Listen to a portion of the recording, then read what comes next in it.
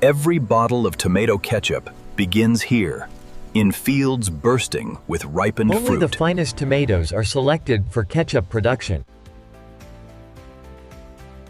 Harvesting combines speed, precision, and careful selection. Each crate represents thousands of tomatoes destined for processing. Field collection keeps the harvest moving without delay.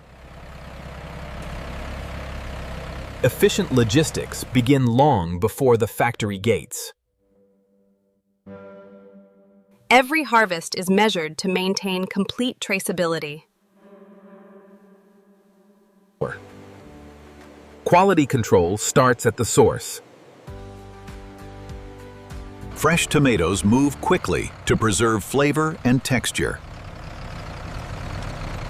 Large-scale farming supplies the enormous demand for ketchup production.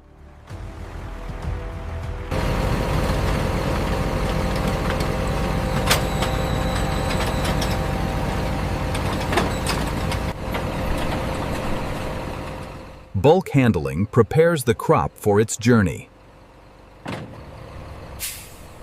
Constant monitoring keeps production on schedule.